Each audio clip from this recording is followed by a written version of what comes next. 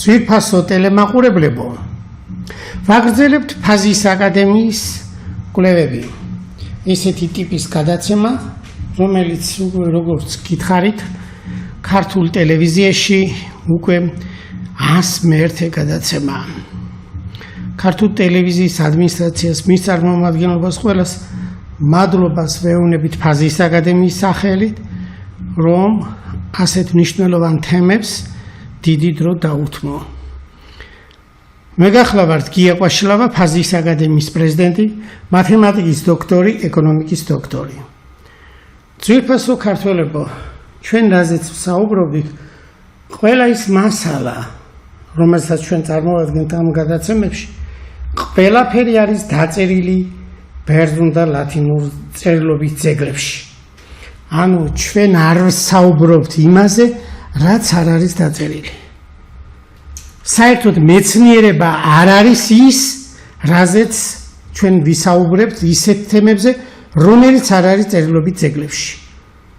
აი ამას ყურადღება უნდა მივაქციოთ ძვირფასო ტელემაყურებლებო, იმიტომ რომ ბევრჯერ ჩვენ ხედავთ სხვადასხვა სოციალურ ქსელებში არასწორ ინფორმაციას. ამას მე ვხედავ და ვარჩევ, იმიტომ რომ არც ერთ წერილობით ძეგლებში არ არის მოცემული ის მოსაზრება, რომელიც გამოითქმება ხოლმე. რიგ შემთხვევაში ზოგჯერ სამეცნიერო სტატიებში ხდება, რაც არ არის მოცემული წერილობით ძეგლებში. ძვირფასო ტელემაყურებლებო, ამას ძალიან დიდი მნიშვნელობა აქვს, რომ მეცნიერებაში უმთავრესად არის ხაზგასმა იმაზე, რომ ის იყოს წერილობით ძეგლებში მოცემული. რაც განსაკუთრებით ეს საუბარია ისტორიულ დოკუმენტებზე. მეორე ის, რომ სამეცნიერო ნაშრომი, რომელიც დაიბეჭდება სამეცნიერო კრებულებში, ჟურნალებში და ასე შემდეგ, რომლის ციტირება თუ არ ხდება და ერთი ციტირების ინდექსით თუ არ აქვს ნაშრომს, სამწუხაროა, რომ მკვლევარმა სათანადოდ ვერ იმუშავა, რომ მისი შრომის ნაყოფი გამოიყენოს სხვა. აი ეს არის მარტივი განსაზღვრა იმისთვის, რომ სათანადოდ განვასხვაოთ ზოგი მეცნიერები ერთმანეთისგან. ყველა ვერ იქნება მაღალი რანგის მეცნიერი, განსაკუთრებით მოქმედი თავისთავად, მაგრამ ჩვენ უნდა ვისწავლოთ განსხვავება, რა თვალსაზრისით, როცა თქვენ მიდიხართ ექიმთან და თქვენ არჩევთ მაღალ პროფესიონალს, იმიტომ რომ თქვენი სიცოცხლე დგება ამ შემთხვევაში ალბათობის თვალსაზრისით. ამასაც დიდი მნიშვნელობა აქვს მეცნიერებაში, თქვენ ვის აქვთ არჩევანს ვიზეც გააკეთებთ.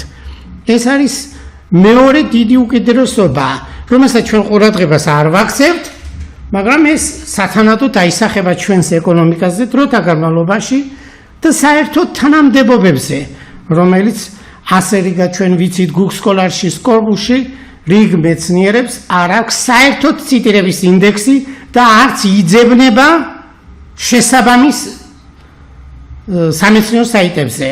მე მიმართავ ყველა მეცნიერს, ვინც ამ საკითხზე კიდევ ერთხელ არ დაფიქრდება და მათ არ აქვს ციტირების მონაცემები დადებული, ყოველ შემთხვევაში ინდექსირებაში ისინი არ არიან რეგისტრირებული, ეს უკვე ეჭვს იწვევს მის კომპეტენტურობაზე. შეიძლება იყოს კარგი მეცნიერი და უშუალოდ ვიწრო დარგით, მაგრამ მას არ კონდეს სათანადო გამოყენება. ამიტომ უკვე რადგანაც არსებობს კომპიუტერი, ინტერნეტი, ის მარტივად ითვლის შესაბამის მასალებს. რატომ ვამბობთ? ასეთი ადამიანები, რომლებიც ცხოვრებაში მარტივად აღწევენ თანამდებობებს სამეცნიერო ტიპით, ისინი სხვას ვერ აფასებენ, სხვის შრომას, სხვის ჯაფას, რომელიც ესე მარტივად არ მოდის ხოლმე. ძალიან მარტივად არ მოდის და ბევრს, ვისაც მარტივად გამოსდის, ის სხვისი შრომის ფასი ვერ იქნება ამის ამსახველი მის იმაში და ჩვენ ასეთ მეცნიერებს უკვე ძალიან კარგად ხედავთ, ჭყალებში ვამბობთ და სათანადოდ უნდა დადგეს ის დრო, რომ სახელმწიფომ და შესაბამისმა ორგანიზაციამ მიხედოს ასეთ არაკვალიფიციურ მეცნიერებს. იმიტომ რომ ამას თუ სიმართლეს ჩვენ შესაბამისად არ ვიტყვით, ბევრი საკითხები, იმიტომ აისახება, რომ ერთმანეთის პატივიცებელიც კი არ არიან ერთ ორგანიზაციაში მყოფი ადამიანები. ურთიერთპატივიცემა, ანუ სამეცნიერო ნაშრომების მოსმენის კულტურაც დაიკარგა სამწუხაროდ საქართველოში. დღეს ჩვენ საუბარი გვექნება შემდეგ თემაზე, ჩვენ ეს თემა ძალიან დიდი ხნის განმავლობაში ვამუშავებდით, ეს არის თქვენ მოგეხსენებათ პელაზგური ჯგუფი მუშაობთ ერთად, ამ ჯგუფში შედის პროფესორი თემურ ჩილაჩავა, მე გიორგი ფოჩხუა, ასოცირებული პროფესორი. ძვირფასო ტელემაყურებლებო, ჩვენ როგორც მათემატიკური კვლევა ვაწარმოეთ პროტოქართველური მოსახლეობის ტრანსფორმაციის და ენის ტრანსფორმაციის შესახებ და დინამიკას წარმოვადგინეთ, ეს მათემატიკურად შეფასებული ქონდა ჩვენ წინა გადაცემებში. საერთოდ ჩვენ მუშაობთ ენის ტრანსფორმაციის მათემატიკურ მოდელებზე და ეს ძალიან მნიშვნელოვანია, იმიტომ რომ მეცნიერებაში, რაც ლინგვისტურ მეცნიერებაში, საისტორიო მეცნიერებაში რიგი საკითხები რომ ვერ წყდება, მათემატიკურ მოდელირებას და შესაბამის კომპიუტერულ სიმულაციებს დღეს უკვე სოფლიო მასშტაბით ძალიან დიდი ინტერესით იყენებენ. როგორც მოგახსენეთ, ჩვენ საუბარი გვაქვს შემდეგ თემაზე, ეს არის ასეთი სახელწოდებით პელაზგი, პითაგორას სამოსელი და ანტიკური მათემატიკის საწყისები.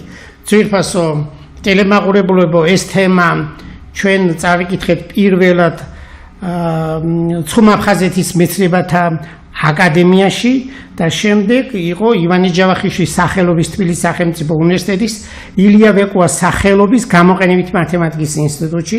ეს ახლახან შედგა 17 ივნის და ესწრებოდნენ მათემატიკოსები, სხვათა შორის ბევრი იყო მსმენელი. ახლა მინდა ვთქვა იმასთან დაკავშირებით, რომ რადგანაც საქართველოში აღინიშნება ქართული ქრისტიანობის ოფიციალურად სახელმწიფოებრივი აღიარების 1700 წელი, ძვირფასო ტელემაყურებლებო, მარტო საისტორიო და რიგ ანალიზებით საკმარისი არ არის რიგი თარიღების დადგენა, იმიტომ რომ ჩვენ შეიძლება წყაროების მიხედვით გადათვლაში შესწორება დაუშვათ, მაგრამ არსებობს უტყუარი ინფორმაცია ასტრონომიული, რომელიც უკვე ვიცით ჩემი სტუდენტების პერიოდიდან ყოველ შემთხვევაში ამერიკის NASA-ს ლაბორატორიაში ეს ცნობილია, რომ კერძოდ საქართველოს ტერიტორიაზე განსაკუთრებით ქართლში დაბნელება 317 წელსა და 319 წლის 6 მაისიც კი ამითითებული ზუსტად. სხვათა შორის ეს ბოლო თარიღი 319 წლის 6 მაისს პროფესორმა გიორგი ჯაიანმა თავის მოხსენებაში, რომელიც იყო წარმოდგენილი ამ ინსტიტუტის სტომაზე, რომელიც ეძღვნებოდა ქართული სახელმწიფოებრივი რელიგიის 1700 წლის თავს, ამ ღონისძიებას ესწრებოდა მეუფე დანიელი. ყველას დიდ მადლობას გადავხდი, რომ ასეთი მნიშვნელოვანი საინფორმაციო დანიშნულების სტომა შედგა. პირველ რიგში ილია ვეკუას სახელობის გამოყენებით მათემატიკის ინსტიტუტის დირექტორს გიორგი ჯაიანს, მის მოადგილეს ნატოს და ქალბატონ ნატოს და სხვებს, ასევე მეუფე დანიელს და ყველა იმ დამსწრებს, რომლებმაც საინტერესოდ მოისმინეს ბატონი გიორგი ჯაიანისა და ჩვენი მოხსენება. ჩვენი მოხსენება პელაზგი, პითაგორას სამოსელი და ანტიკური მათემატიკის საზღისები, მოხსენებელი იყვნენ გია კვაშილავა, თემურ ჩილაჩევა და გიორგი ფოჩხუა. ამ სამეცნიერო კვლევაში, რომელზეც ჩვენ დღეს გესაუბრებით, ყველა მასალა კიდევ ერთხელ რომ გავიმეოროთ, მოპოვებულია სამეცნიერო ექსპედიციებში, რომლებიც ჩატარდა საქართველოს კრეტის მუზეუმებსა და არქეოლოგიურ ადგილებში, ათენის ეროვნულ არქეოლოგიურ მუზეუმში, ბელგიის, ამერიკის, ბრიტანეთის, საფრანგეთის, გერმანიის, იტალიის, ვატიკანის, ერაყის, რუსეთის, თურქეთისა და სხვა ქვეყნის სახელმწიფო და კერძო მუზეუმებში, ბიბლიოთეკებსა და კოლექციებში, სადაც მნიშვნელოვანი მასალაა დაცული. ჩვენ წინა მდებარე დღევანდელ გადაცემაში მიგვაჩნია და მიზანია იმისა, რომ პითაგორას პელაზგური წარმოშობის შესახებ ვთქვათ ზოგიერთი ასპექტი. ამისთვის დღეს ჩვენ წარმოვადგენთ ძველბერძნული წერილობის წყაროებსა და მათ მოკლე მიმოხილვას. პითაგორას დროინდელი არც ერთი დოკუმენტი არ შემონახულა, რომელიც მის შესახებ ინფორმაციას მოგვაწვდიდა. ამიტომ ვეღრდნობით იმ ისტორიულ ცნობებს, რომლებიც მოგვიანებით ძველმა ბერძნებმა ჩაწერეს. კერძოდ, ჩვენი სამეცნიერო კვლევა ეფუძნება ძველი ბერძენი სწავლულების აპოლოდორე ათენელის, პლუტარქეს, დიოგენე ლაერტელის, პორფირი ტვირელისა და იამბლიქეს წერილობის წყაროების ანალიზს, აგრეთვე გერმანელი ფილოსოფოსების ჰაინრიხ რიტერის, ედუარდ ცელერისა, ინგლისელი ლექსიკოგრაფის უილიამ სმითის და გერმანელი რუსი ფილოლოგის აგუსტ ნაუკის შრომების შესწავლას. აპოლოდორე ათენელი ცხოვრობდა ძველი წელთაღრიცხვის მეორე საუკუნეში, იამბლიქი ახალი წელთაღრიცხვის მესამე-მეოთხე საუკუნეებში, ხოლო ის მეცნიერი, რომლებიც დავასახელებ, მე-19 საუკუნების გამოჩენილი ფილოლოგები იყვნენ. წინამდებარე გადაცემაში ჩვენ ახლა რასაც წარმოვადგენთ, შემდეგ საკითხებზე ვისაუბრებთ. ვინ იყვნენ პელაზგები? შემდეგი არის პროტოქართველური მოდგმის ხალხთა განსახლების შესახებ, ვინ იყო პითაგორა, პითაგორას თეორემის შესახებ და ძირითადი შედეგები, რომელზეც დღეს გვექნება საუბარი. რა თქმა უნდა, დღეს ეს თემა ერთიანად ვერ მოესწრება და ამას გავყოფთ, შემდეგ გადაცემაში იქნება შემდეგი დეტალებზე საუბარი. ჰომეროსის, დიოდორეს სიცილიესა და სხვათა ცნობების მიხედვით, უძველეს ხანაში კუნძულ კრეტასა და ეგეოსის ზღვისპირეთში მრავალ ადგილას სახლობდნენ პელაზგები. აპოლონის როდოსელი პელაზგებად მიიჩნევს მაკრელთა ტომს. იგი ასახელებს მაკრელ ვასკაცს და პელაზგურ ლაშქარს. მაკრელ ვაშკაც და პელაზგურ ლაშქარს, რომელსაც ძველი ბერძენი სკოლიასტი შემდეგნაირად განმარტავს. მაკრელი, ეგრეთ წოდებული მაკრონები, რომლებიც განმოსახლებული არიან კუნძულ ებეადა, საიდანაც მაკრონები ეწოდათ. ებეას მაკრისიც ერქვა. ებეა მეზობელი მხარეა პელოპონესისა, რომელიც უწინ პელაზგიად იწოდება. ეს წერია ძველ ბერძნულ წყაროებში. აგეგი ურუშაძე განმარტავს, კოლხური ტომის პელაზგი მაკრონების დაკავშირება კუნძულ ებეასთან, მაკრისთან სრულიადაც არ უნდა იყოს შემთხვევითი. ამას ადასტურებს ანტიკურ წყაროთა ჩვენებები შორეულ საუკუნეებში ქართველურ ტომთა დიდ სივრცეებზე განსახლების შესახებ. ბერძნული წერილობითი წყაროების მიხედვით ჯელობს ივანე ჯავახიშვილი, არონ ჩიქობავა, სიმონ ყაუჩიშვილი, სიმონ ჯანაშია, აკაკი ურუშაძე და სხვები და წერილობით ასაბუთებენ, რომ მაკრონი პელაზგური მოდგმის დასავლურ ქართველური წარმოშობის მეგრელ ჭანთა ლასთა სატომო სახელს აღნიშნავს. მაკრონები ბერძნული წერილობის წყაროებში დაცნული ცნობების მიხედვით კოლხური ტომი მაკრონების შესახებ უამრავი ცნობა არსებობს და უძველესი გადმოცემებს ეყრდნობა ეს ცნობა კოლხური მოდგმის მაკრონების პელაზგებად აღიარებას. ამის გარდა პელაზგები დასახელებულია ჰენიოხები, ჯიქები და ერთად პირდაპირ ეს ბერძნული წერილობის წყაროებში არის დასახელებული. ძველი წელთაღრიცხვის მე-5 საუკუნის ძველი ბერძენი ისტორიკოსის ჰელანიკე მიტილენელის მიხედვით პელაზგთა ერთი ნაწილი, რომელიც ელინებმა დაახლოებით ეს იქნება 4000 წლის წინ საბერძნეთიდან განდევნეს, დასახლდნენ იტალიაში, ტირსენიაში. საერთოდ ეტრუსკების ცივილიზაცია დაახლოებით 3000 წლისა 2800, მაგრამ ადრე მოხდა განსახლება ხმელთაშუა ზღვისპირეთში. საერთოდ მე შევამოკლებ ინფორმაციას, მაგრამ აპოლონის როდოსელს ასეთი რამ უწერია. ეტრურიაში, ანუ ეტრუსკების ქვეყანაში, იტალიაში მცხოვრები აიაელი კირკეს, ეს არის აიეტის და მედიას მამიდა ყისვე მოუნდა კირკეს ყისვე მოუნდა აიელ მედიასგან შობლიური კოლხური ენა გაეგონა მრისხანე აიეტის ასულმა ფაზისელმა მედიამ კოლხურ ენაზე დაილაპარაკა და კირკეს შვიდად უამბო ყველაფერი. აი ეს არის ბერძნული წერილობის წყაროებში მოცემული. ბერძნული წერილობის წყაროების მიხედვით ჩვენ მრავალი ინფორმაცია როგორც თქვით გვაქვს და აიეტის აია კოლხეთისა და კორინთოს მეფის აიეტისა და მისი ოჯახის წარმომავლობა ელინურ ლათინურ მითების მიხედვით და ისინი მართავენ შავი ზღვისპირეთს, ხმელთაშუა ზღვისპირეთის რეგიონებს. მაგალითად, აიეტი მართავს და პირველ რიგში მართავდა კორინთოს, ეს არის დღევანდელი საბერძნეთის პელოპონესის წინოეთ ნაწილი, ხოლო შემდეგში ის კოლხეთში მეფობს, ასევე აქვს მეფობა კორინთოში.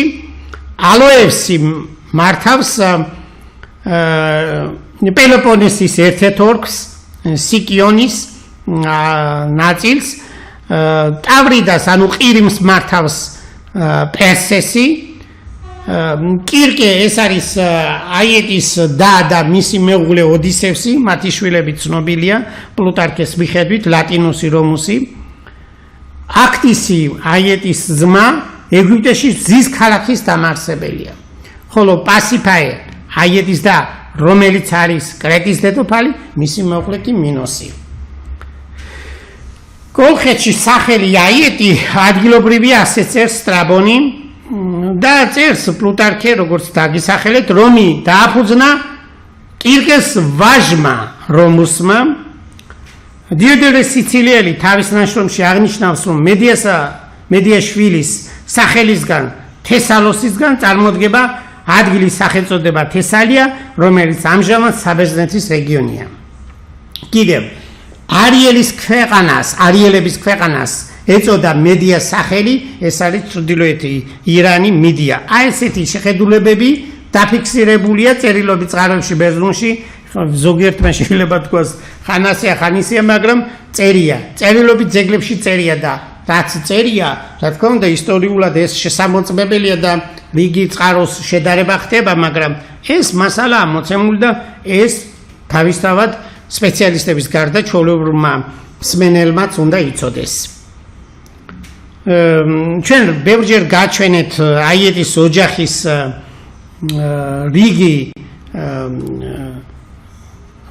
ჭურჭლებზე მოცემული ნახატები და მრავალი სხვადასხვა არტეფაქტები, ახლა დღეს ამაზე აღარ გვექნება საუბარი. რადგან ქართველური მოდმის ხალხთა განსახლების შესახებ მრავალი მოსაზრება გამოთქმულა, მაგრამ ამ შემთხვევაში ჩვენ იაფეტის მოდმაზე ვსაუბრობთ.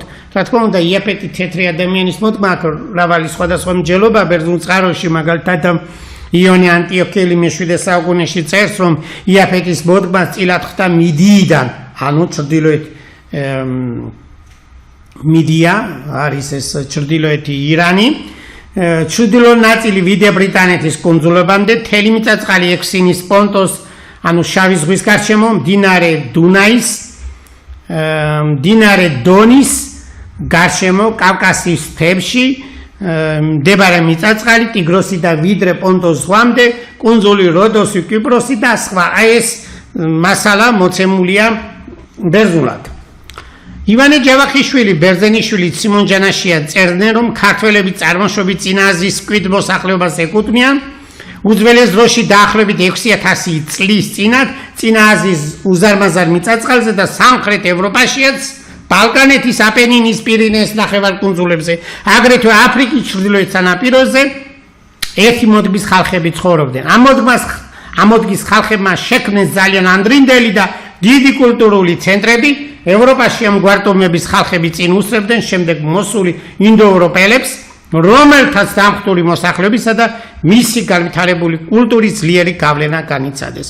ჩვენ სხვადასხვა გადაცემაში ამ ციტატას კითხულობდით მიხეილ წერტელის 1912 წლის ნაშრომიდან, სუმერული და ქართული.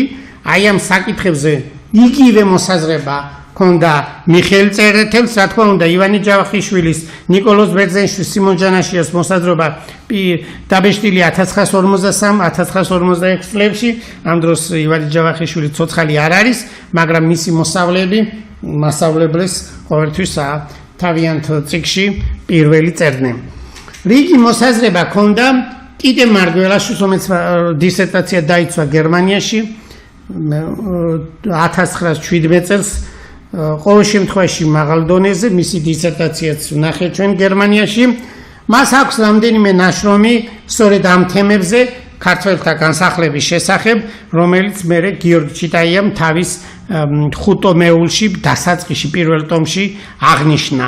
საკმაოდ მიმოიხილა რიგი საკითხები ამ მიმართულებით. ქართველთა განსახლებაზე მრავალი სხვადასხვა მოსაზრება არის დაწერილი. ბერძნულად მაგალითად მესხები, რომელიც მესხურად არის, ებრაულ ტექსტებში მეშექად იწოდება. ჰეკატეოს მილეტელი სწორედ ამას აღნიშნავს, რომ მოსხები კოლხური წარმოშობის ხალხია. და საინტერესოა, რომ ჩვენ გავიხსენოთ ფსალმუნის 119 მეხუთე პუნქტში დავით წინასწარმეტყველი ასეთ რამეს ამბობს, ვაიმე ხიზანი ვარ მეშექისა, ანუ მეშექებთან, ანუ მესხებთან, ასე რომ ვთქვათ, იზრდებოდა რაღაც პერიოდში, ან რაღაც ურთიერთობა ყალიბდებოდა დავით წინასწარმეტყველსა და ჩვენს ერთ-ერთ წინაპარ ტომს. აი ეს მოსაზრებები, მრავალი მოსაზრება გრიგორ გიორგაძისა, იათამარ ზინგერის, მელიქიშვილის, გიორგი მელიქიშვილის, სხვების ბევრი ქართველი მეცნიერის, ნანა ხაზარაძის და სხვების, ეხლა ყველას ამ შემთხვევაში ვერ ჩამოვთვლით, მაგრამ ჩვენ სხვადასხვა გადაცემებში ეს აღნიშნული გვაქვს. აკადემიკოსი ოთარ ჯაფარიძე არქეოლოგი წერდა ქართველურ ტომებს უძველეს ხანაში მარტო შავი ზღვის სანაპირო კი არ ეკავათ, არამედ შორს დასავლეთითაც ეგეოსის ზღვის რეგიონში ცხოვრობდნენ და მჭიდრო გენეტიკური სიახლოვე აკავშირებდათ აქ მოსახლე ადგილობრივ პელაზგებთან. შემდეგ ეს ტომები უფრო შევიწროებულან და აღმოსავლეთში, ანუ შევიწროება მოხდა ინდოევროპული ტომების განფენის შედეგად და ქართველური მოსახლეობის ის ნაწილი, რომელიც შევიწროებაში მოხდა, დაბრუნდა თავიანთ გენეზისის ადგილზე, ეს არის სამხრეთ კავკასია. მრავალი წყარო ჩვენ რიგ გადაცემებში დავასახელეთ, მაგრამ ამ შემთხვევაში ძალიან საინტერესოა სტრაბონის მოსაზრება. კოლხეთის ქვეყნის სიმდიდრე ოქრო, ვერცხლის, რკინისა და სპილენძის სიუხვე იყო არგონავტების ლაშქრობის ნამდვილი მიზეზი. იასონისა და მისი მდევარი კოლხების ლაშქრობის კვალი არის კუნძულ კრეტაზე, იტალიასა და ადრიაში, დღევანდელი ვენეციის ახლოს. კალიმაქი აღნიშნავს, რომ კოლხებმა დააფუძნეს ქალაქი, რომელსაც კოლხურ ენაზე უწოდეს პოლა. პულა ქალაქი ხორვატიაში. დღესაც რომ ნახოთ ახალგაზრდებმა, ვიკიპედიის მიხედვით შეგიძლიათ ნახოთ, რომ ეს ასე წერია. ლათინური წერილობით წყარო, ორი წერილობით წყაროს დავასახელებთ, ეს არის, რა თქმა უნდა, ერთი იყო სტრაბონისა, მეორე არის ლათინური წყარო, პლინიუსისა. პლინიუსი წერს, რომ ეს მისი ციტატა, ოლკინიუმი, რომელსაც ადრე კოლხინიუმი, დღევანდელი ქალაქი ულცინი, მონტენეგროში, ერქვა და ესე იგი კოლხინიუმი ერქვა ოლეკიუმს და კოლხების მიერ არის დაარსებული, ასე წერს პლინიუსი. მეორე ციტატა პლინიუსს აქვს ასეთი, იონიის ზღვის სანაპიროზე არის ქალაქი ორიკიუმი, ალბანეთში, დაარსებულია კოლხების მიერ. აი ეს მოსაზრება გაჟღერებულია პლინიუსის ნაშრომში და მრავალი შრომა, მაგალითად ახლა ამ შემთხვევაში სიმონ ყაუჩიშვილისა და ალექსანდრე გამყრელიძის გეორგიკიდან შეგვიძლია გავიხსენოთ ბევრი ციტატები. ახლა ამ შემთხვევაში წავიკითხავ სიმონ ყაუჩიშვილის ნაშრომიდან. ქართველთა მონათესავე ტომები ცხოვრობდნენ უძველეს ხანაში ბალკანეთის ნახევარკუნძულზე, დღევანდელი საბერძნეთის ტერიტორიაზე და ეგეოსის ზღვის კუნძულებზეც. ანუ განფენილი იყო კავკასიიდან, მისი კულტურა გავრცელებული იყო. ძირითადად ჩვენ წინა გადაცემებში აღნიშნეთ, რომ მათი გადაადგილება არის დაკავშირებული სოფლის მეურნეობის გავრცელებასთან. სოფლის მეურნეობაში წარმატებას მიაღწია ჩვენმა წინაპრებმა, ნუ ყოველ შემთხვევაში შეიძლება ასე ვთქვათ, კავკასიაში, სამხრეთ კავკასიაში მაცხოვრებელი ტომებმა. ეს არის ვაზისა და ხორბლის კულტურასთან დაკავშირებით ამ თემას ახლა ჩვენ არ გავაგრძელებთ, იმიტომ რომ ცალკე ბევრჯერ გაგიშვიფრავს ეს თემა ღრმად.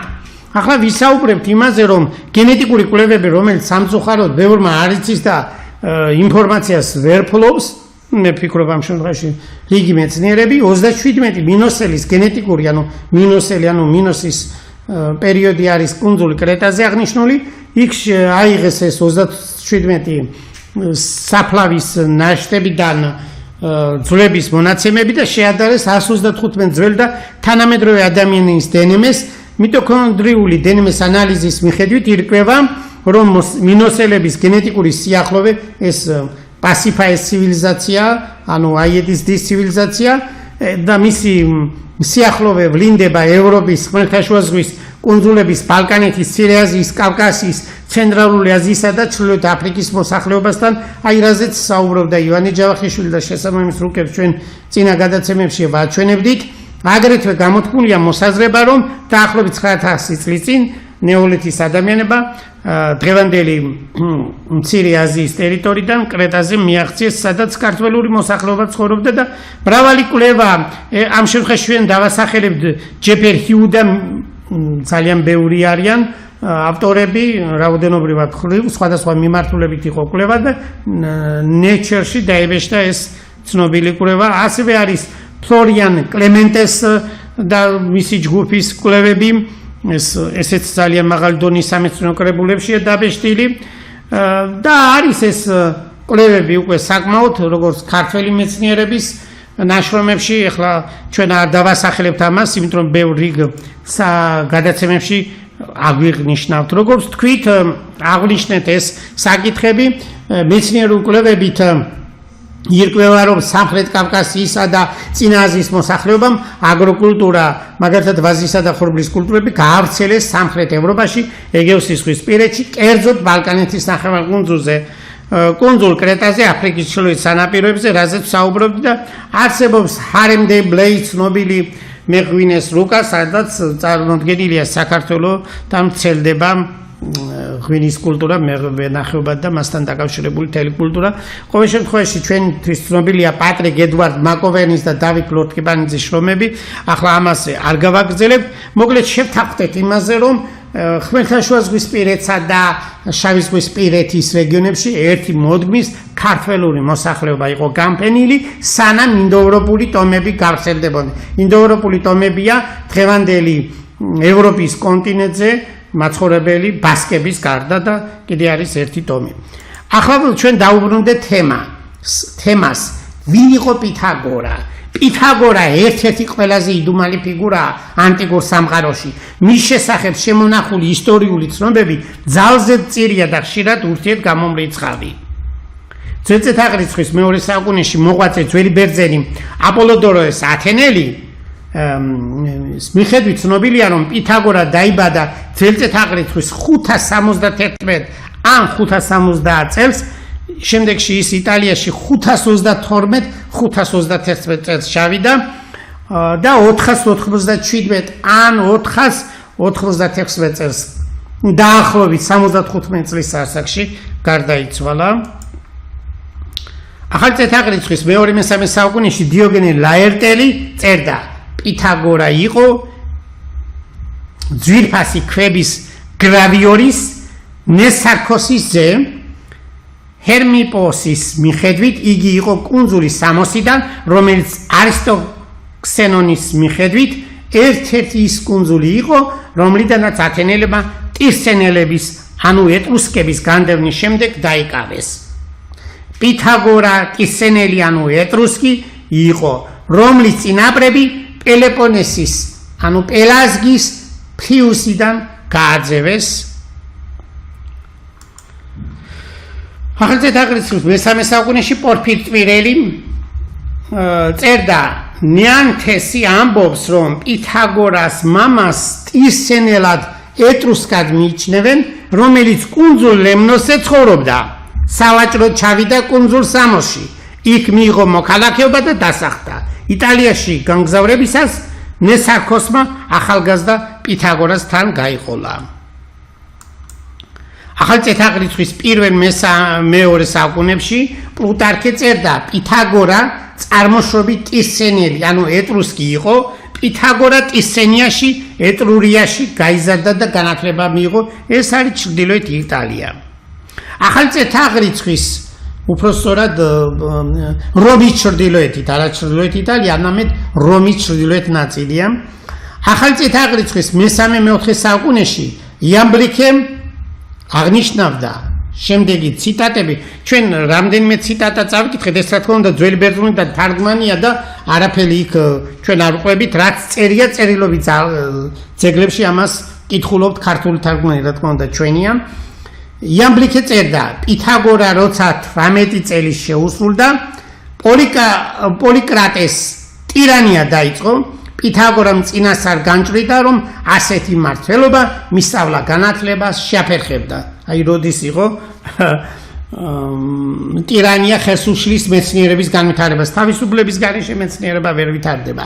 ამიტომ ღამით ფარულად გაიპარა და წავიდა თალის მილეთელთან. თალის მილეთელი პირველი ფილოსოფოსი, პირველი მათემატიკოსი, ეს უკვე ცნობილია ჩვენთვის სკოლიდან.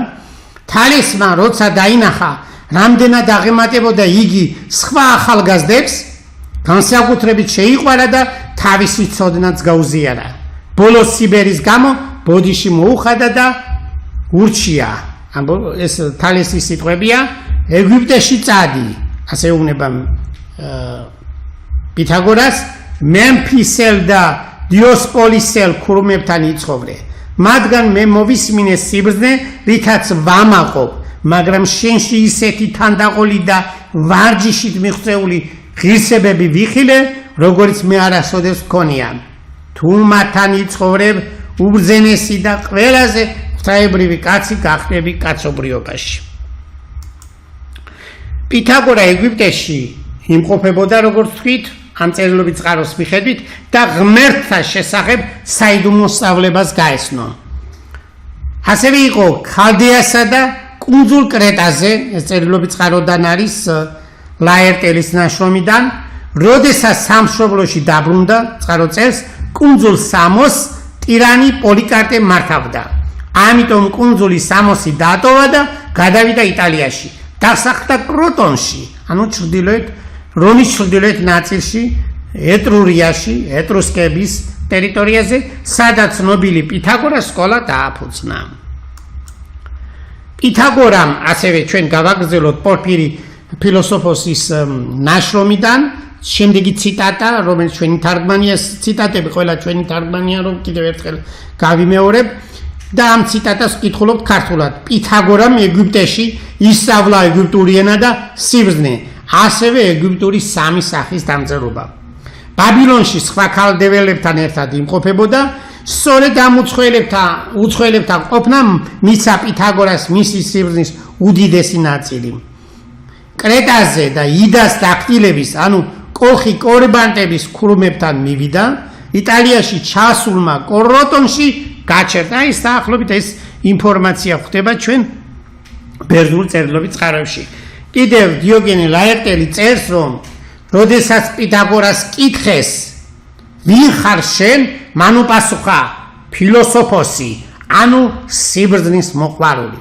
პითაგორამ სიცოცხლე დიდ თამაშს შეადარა. და ის ამბობდა, ყოველ შემთხვევაში დიოგენე ლაერტელი ამბობს, რომ ზოგი მიდის გვირგინის მისაღებად, ანუ განდიდებისთვის, ზოგი ვაჭრობისთვის, ხოლო საუკეთესნონი უბრალოდ რომ ნახო და გაიგონ რა სიცოცხლე. ასევე ცხოვრებაში ზოგი დიდებასა და სიმდიდრეს ეძებს, ფილოსოფოსი კი მხოლოდ ჭეშმარიტებას. ეს ძველი ბერძნულიდან არის ჩვენი თარგმანი, გაკეთებული ძვირფასო ტელემაყურებლებო. პითაგორას ყველა სიტყვა, რა თქმა უნდა, როგორც თქვით, მოგვიანო პერიოდისა, მაგრამ მას მიაწერენ და ეს წავიკითხოთ, რადგანაც მას მიაწერენ ავტორები, ძველი ბერძენი ავტორები. პითაგორა ასე ფიქრობდა. საკუთარი სახლის კარი შესასვლელთან ამბობდა, სად შევწოდე. ეს ერთი პირველი მნიშვნელოვანია, რა შევასრულე მეორე, მესამე რა მოვალეობა დავტოვეს შეუსრულებელი. ეს ძალიან მნიშვნელოვანია დღევანდელ პერიოდშიც რომ წარმოვიდგინოთ. პითაგორას ყველაზე ცნობილი გამონათქვამებია მეგობრებს ყველაფერი საერთო აქვთ. მეგობრობა, თანასწორობა, უმშვენიერესი ფიგურა სფეროა სივრცულ ფიგურებს შორის, წრე კი ბრტყელ ფიგურებს შორის, აი ესეთი რიგი მასალა ავიღეთ ჩვენ ბერძნული წყაროებიდან. ანუ გამოდის ძველი ბერძნული წყაროების მიხედვით, რადგან ქართველური მოსახლეობა, პელაზგები, კოლხ-პელაზგები განსახლებულია და დასახლებულია ტოპონიმებში, ეს ბერძნულში და ასე შემდეგ, მაკრელები, ანუ მაკრონების უძველესი ფორმით ხდება კუნძულ კრეტაზე, პელოპონესში, მაკრისის კუნძულზე და ასე შემდეგ, ანუ ქართველური მოსახლეობის კოლხური ტომების განფენილობა დღევანდელი საბერძნეთის ტერიტორიაზე იყო და ეს ბერძნულ წერილობით წყაროებში წერიად ეს მოსახლეობა პირობითად არის პელაზგურად მოხსენიებული. რადგანაც ძველ ბერძნული წყარო ასე მიიჩნევს მაკრისელთა ვაშკაცი, ესე მაკრისელ ვაშკაცთა ლაშქარი მოგვაგდა და მაკრისელი მიჩნეულია როგორც მაკრონად, ანუ მეგრულ ლასტომებად, მაშინ გამოდის რომ ეს კოლხური ტომი, რომელიც არის წარმოდგენილი და რიგი წერილობი წყაროები არსებობს ბერძნული კოლხებთან დაკავშირებით, არგონავტების მითი და ასე შემდეგ და ჩვენ წავიკითხეთ როგორც ბეხაზოვანში კოლხების შესახებ ტექსტები და ამის საფუძველზეა ქართული სახელმწიფოებრიობა 1999 წელს 3000 წლად გამოცხადებული აკადემიკოს თამაზ გამყრელიძის ინიციატივით, ხოლო ჩვენი კვლევების თანახმად ბ-კლასის ხაზოვანის მეთოდოლოგიის მიხედვით, ა-კლასის ხაზოვანი, რომელიც ჩვენ წავიკითხეთ საერთო ქართველურ ენაზე 4000 წლისა, რადგან მისი დათარიღება სწორედ ასეთი რიცხვით გამოიხატება.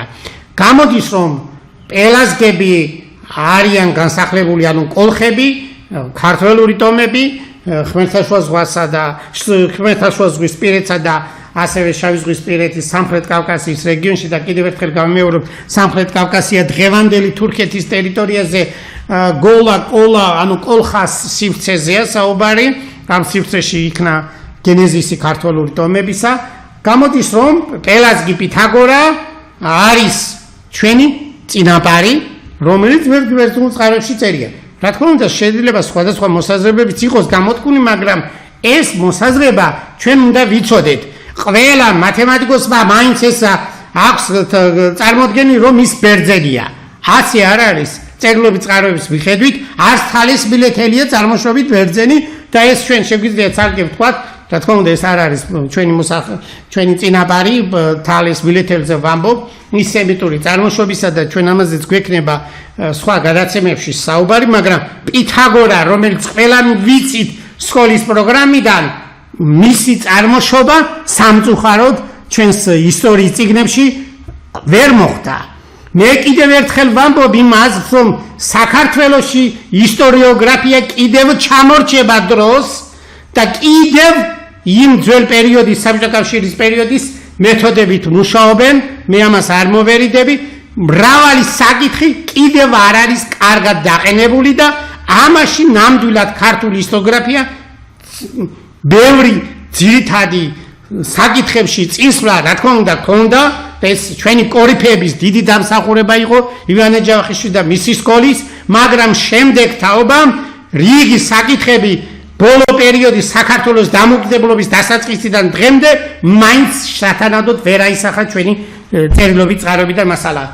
რიგი მოსაზრებები მაინც უნდა მოხდარიყო წერილობით ძეგლებში. მესმის მე რომ ყველა მასალას ვერ განიხილავს ისტორიის სპეციალისტი, მაგრამ პრიორიტეტები მაინც უნდა გამოვყოთ, რომ ჩვენი ისტორიის ნაწილები სხვა ქვეყნებში არის გადასული და მითვისებული და აი ესე უპატრონო რჩება ის ისტორიული წყაროების ანალიზი და აღნიშნა სასკოლო წიგნებში. თუ ეს არ იქნება სათანადოდ აღნიშნული, სწორედ ეს არის კრიზისი ყველაფრისა, რომელიც დღეს ჩვენ საზოგადოებას ეტყობა ერთმანეთის არ არის პატივიცემა, ერთმანეთის ნაშრომების დაფასება და ასე შემდეგ. წერილობით ძეგლებს არ კითხულობენ, წიგნებს არ კითხულობს ზოგიერთი მეცნიერი და წარმოდგენა აქვს საკუთარ თავზე, რომ მისი ციტირების ინდექსი, მაგალითად ბოდიში მე გიხდით, ეს არ არის იმ კვალიფიციის მქონე მეცნიერებზე საუბარი, რომლებიც ძალიან კორეფები და მაღალი რანგის მეცნიერები არიან, მაგრამ ჩვენ უნდა ვთქვათ, ხედავთ ამას და თუ ჩვენ არ ვიტყვით მეცნიერები, მაშინ რა დონეზეა საუბარი. მე მინდა დავბრუნდე ისევ პითაგორას და მის როლს, ესე იგი პითაგორა გამოდის პელაზგი, ანუ ჩვენი წინაპარი, ტონის ერთ-ერთი წარმომადგენელი. რატომ არ უნდა ვიცოდეთ ჩვენ ეს? რატომ უნდა გქონდეს ამაზე ეხლა 21 საუკუნეში ამაზე ლაპარაკი, როცა საქართველოს ბევრი პრობლემები აქვს და ეს საკითხები სამეცნიერო კვლევებში ან შესაბამის სასკოლო პროგრამებში არ აისახა და არც აისახება დიდხანს მე რომ ვუყურებ ამ განწყობილებიდან გამომდინარე, იმ რომ ზოგი მეცნიერი ერთმანეთს კი არ უსმენს, საერთოდ ვერ აქვს წარმოდგენა რა ხდება ახალ კვლევებში. ბევრი არ არის, მაგრამ ზოგიერთები, რომლებიც განაგებენ ამ სამეცნიერო პოლიტიკას და ამიტომ გამომდინარე სამეცნიერო მიმართულება ამ შემთხვევაში ხელშემსვლელად იქცევა. ცნობილი ალგებრის სპეციალისტი ვან დერ ვარდენი, რომელიც ცხოვრობდა 1903-დან 1996 წლამდე, ის ძალიან მნიშვნელოვან რამეს გვეუბნება პითაგორას შესახებ. და რადგანაც ქრისტიანობაზე ჰქონდა საუბარი, ამ ადამიანს ეხლა გაჩვენებთ ამ ციტატიდან, რამდენი რამე აქვს ნათქვამი ქრისტიანობამდე პერიოდში და ეს ქართველის ნიჭი ქრისტიანობამდელ პერიოდში ძალიან მაღალი იყო იმ თვალსაზრისით, რომ ჭეშმარიტი ქრისტიანული რელიგიის დანახვა ყოფილიყო სათანადოდ. რა თქმა უნდა, ქრისტიანობა მაშინ არ იყო, 500 წლით მოგვიანებით ხდება, მაგრამ ჩვენს პატრიარქს ერთ პერიოდში აქვს აღნიშნული, რომ ქართველები სანამ ქრისტიანულ პერიოდამდე ცხოვრობდნენ, ბევრს ნიჭი ჰქონდა იმისა, რომ უფლისგან ეს მადლი ჰქონოდა და ეთქვა წინასწარმეტყველებას არ ვამბობ, წინასწარ ეთქვა ის დეტალები, რომელიც შემდეგში ქრისტიანობაში ძალიან ქრისტიანულ ფილოსოფიაში საკმაოდ მაღალ დონეზე წარმოჩნდა. მე ხლა ვიტყვი და წავიკითხავ ჩვენს თარგმანს ვან დერ ვარდენის წიგნიდან, ეს ნიდერლანდიურ ენაზე შესრულებული თარგმანი, რა თქმა უნდა, ინგლისურიდან არის შესრულებული. ციტატა ასეთია: პითაგორელები სულის განწმენდასა და ღვთაებასთან შეერთებას მიიჩნევდნენ შესაძლებლად. ეს სწორედ მათემატიკით ხდებოდა. მათემატიკა მათი რელიგიის შემადგენელი ნაწილი იყო. პითაგორელები ასწავლიდნენ ღმერთმა რიცხვები დაუდო სოფლიო წესრიგს საფუძვლად. ღმერთი ერთია, ჩვენ წარმოიდგინეთ, როდის ხდება ესა, სამყარო კი მრავალია და შედგება საპირისპიროებისგან. ის რაც საპირისპიროებს ერთმანობაში მოაქცევს და ყველაფერს კოსმოსად აერთიანებს, ჰარმონია ქვია. ჰარმონია ღვთაებრივია და რიცხვი თანაბარდობებშია დაფარული. ვინც ამ ღვთაებრივ რიცხვით ჰარმონიას ბოლომდე შეისწავლის, თვითონაც ღვთაებრივი და უკვდავი გახდება. ციტატა გრძელდება. ვან დერ ვარდენის წიგნიდან არის, ეს ძალიან ცნობილი წიგნია მათემატიკის ისტორიის მიმართულებით. ციტატა ასეთია: მუსიკა, ჰარმონია და რიცხვები, ეს სამი ცნება პითაგორელთა სწავლებაში განუყოფლად იყო გადაჯაჭვული. სამივე პითაგორასეული აღზრდისა და სულის განწმენდის სისტემის ასებითი შემადგენელი ნაწილი იყო.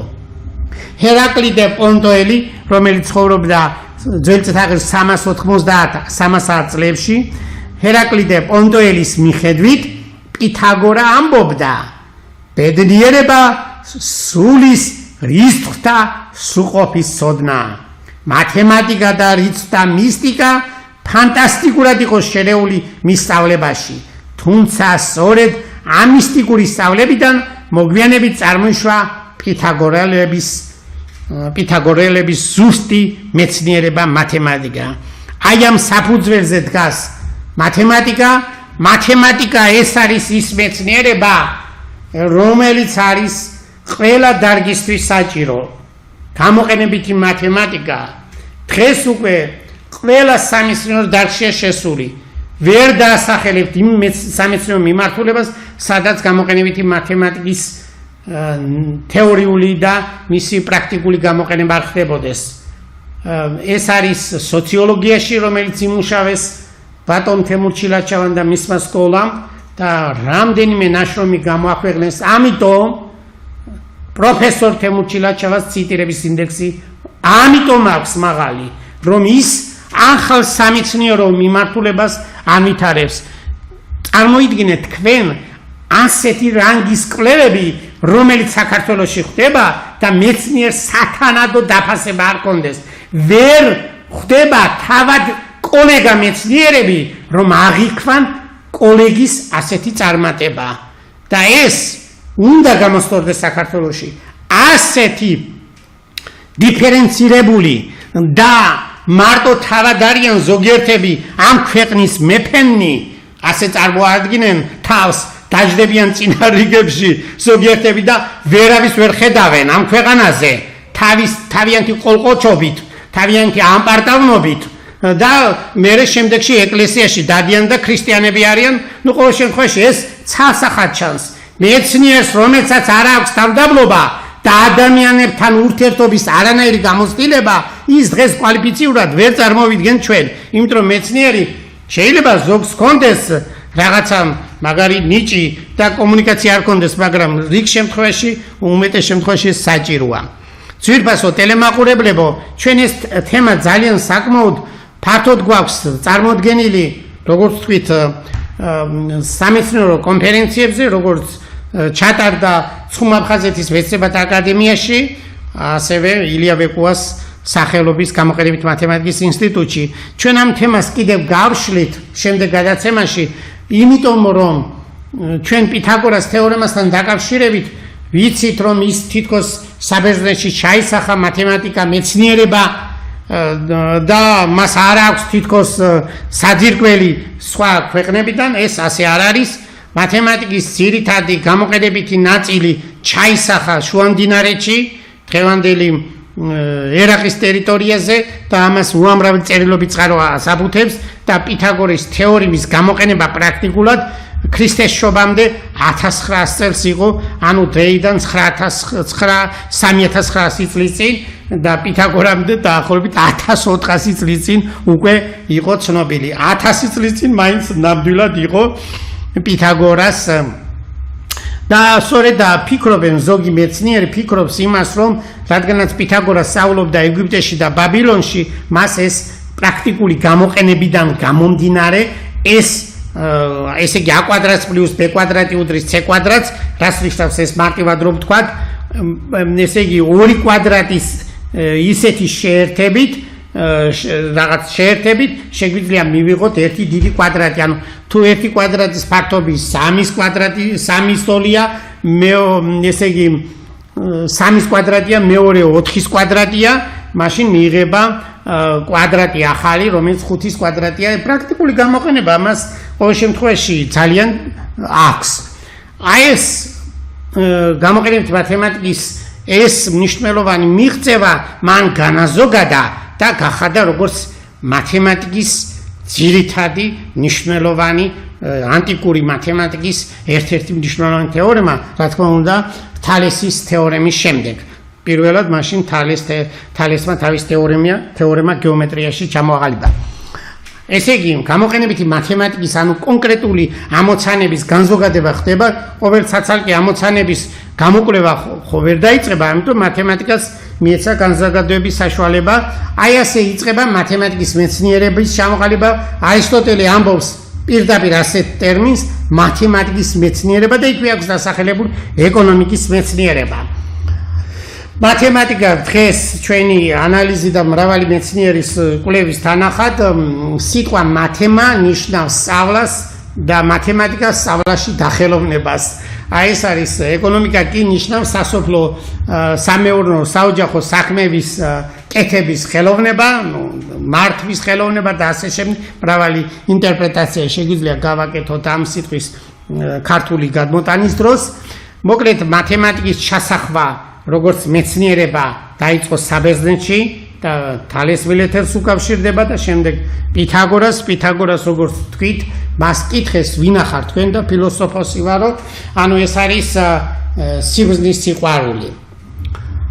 ძვირფასო ტელემაყურებლებო, მე მათემატიკას ძალიან კარგი განვითარება აქვს საბერძნეთის, ანუ ბერძნული სკოლის შემდეგ არაბული სკოლა ვითარდება, ტრიგონომეტრია, მაგალითად სინუსი, კოსინუსი, ეს ტანგენსი ყველაფერი დაკავშირებულია სპარსულ არაბულ მათემატიკურ სკოლასთან, ყოველ შემთხვევაში დავასახელოთ ალხორიზმი.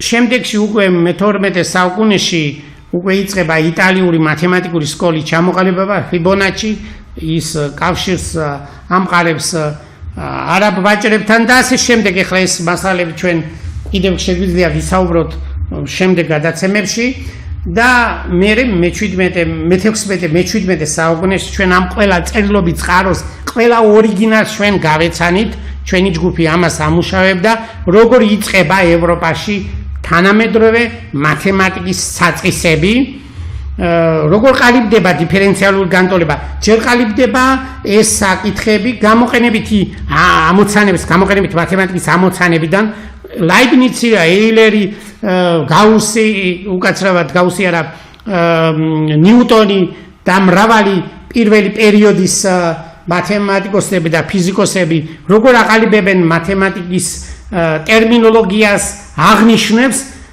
იქამდე სანამ ევროპაში ეს აღნიშნები არ იყო, რა თქმა უნდა, ადრეულ პერიოდში და ტექსტები იწერებოდა როგორც ლექსის სახით ან მოთხრობის სახით. ეს ცნობილია, ზოგჯერ შეგვიძლია ტექსტებში რაც გეომეტრიული იყო, გეომეტრიული ნახატის ფიგურებს ნახავთ, მაგრამ როგორც მათემატიკური ამოცანები, განტოლებაც კი ლექსის სახით იწერებოდა. ყოველ შემთხვევაში ჩვენ ახლა ამ შემთხვევაში გვახსენდება ტარტალიას კუბური განტოლების ამოხსნის შესახებ ლექსი, მან პირველად მეთოდი ჩამოაყალიბა იტალიურ ენაზე ლექსის სახით და ფიბონაჩი კუბური განტოლების ამონახსნის, რა თქმა უნდა, კუბური განტოლებას სამი ამონახსნი აქვს, ეს უკვე ვიცით გაუსის ძირითადი თეორემიდან, არგებრის ძირითადი თეორემიდან, მაგრამ ერთი ამონახსნი მიახლოებით თვლის ამოცობის სისტემაში ჩაწერა ფიბონაჩმა. თვლის ამოცობის სისტემა გამოიყენებოდა შუამდინარის, ხოლო დღეს ჩვენ ვიყენებთ თვლის ათობის სისტემას, სკოლის პროგრამიდან მე მგონი ეს ყველა ვიცის. აი ასეთი გზა გაიარა მათემატიკამ თავისი განვითარებისა, მე-16 საუკუნეში მათემატიკა როგორც ყალიბდება მეცნიერება და უკვე მე-20 საუკუნეში უკვე ის ძალიან ჩამოყალიბებული, სისტემატიზირებული არის როგორც გეომეტრია, ისე ალგებრა, მათემატიკური ანალიზი, დიფერენციალური განტოლებები და დღეს ეს მეცნიერება უკვე რიგ მიმართულებებში ძალიან გამოყენებადია, როგორ უკვე ვთქვით ჩვენ ამაზე და ერთი ფრაზა მინდა გითხრათ ძვირფასო ტელემაყურებლებო, მათემატიკის ისტორიის შესწავლის შემდეგ ჩვენ შეგვიძლია ვთქვათ ერთი მნიშვნელოვანი, რომელიც ძალიან სადავო იყო მათემატიკოსებს შორის, ჯერ იყო წმინდა მათემატიკა, ანუ თეორიული მათემატიკა თუ გამოყენებით მათემატიკა. ისტორია მათემატიკისა გვასწავლის და გვაჩვენებს დოკუმენტების მიხედვით, თავდაპირველად იყო გამოყენებით მათემატიკა, ესე იგი გამოყენებით მათემატიკას დაახლოებით ეკონომიკური ურთიერთობების ჩასახვიდან საბაჭრო განვითარებისა და შესაბამისად დამწერლობის ჩამოყალიბების შესახებ ჩვენ საუბრობდით, ეს იწყება ქრისტეს შობამდე ნეოლითიური პერიოდიდან, ანუ ადამიანი როცა მიწათმოქმედებაში გადადის, ეს არის 8000 წელი ან 7000 წელი ქრისტეს შობამდე და ის პერიოდი რაც მოვიდა მე-5 საუკუნემდე, მე-6 საუკუნემდე საბერძნეთში. რა თქმა უნდა, შუალედურ პერიოდებშიც იყო გამოყენებითი მათემატიკა და უკვე შემდეგში წმინდა თეორიული მათემატიკა, როგორც კი ევროპაში, იტალია, საფრანგეთი, გერმანია. ეს მათემატიკური სკოლები იყო საძირკველი და მაღალი რანგის. ამ შემთხვევაში შეიძლება ვთქვათ, ფრანგული მათემატიკური სკოლის ვარსკვლავი პუანკარე და ძვირფასო ტელემაყურებლებო, აი ასე ყალიბდება მათემატიკა, ასე გადაიქცა ის ძალიან საინტერესო მეცნიერება და ამას დიდი ხაზგასმა ჭირდება ისევე როგორც მათემატიკოსებს შორის და ასევე ქართველი ტელემაყურებლებმა კარგად უნდა ვიცოდეთ მათემატიკის როლი და დანიშნულება. ძვირფასო ტელემაყურებლებო, პითაგორას შესახებ, მის თეორემის შესახებ შემდეგ გადაცემაში გავაგრძელებ, როგორი ფორმით იყო გამოყენებული პითაგორას თეორემა ეგვიპტეში, ძველ ეგვიპტეში, ბაბილონში და ამაზე ვისაუბრებთ შემდეგ გადაცემაში. დიდი მადლობა ყურადღებისთვის, კარგად ბრძანდებოდეთ, ბედნიერად ქართველებო.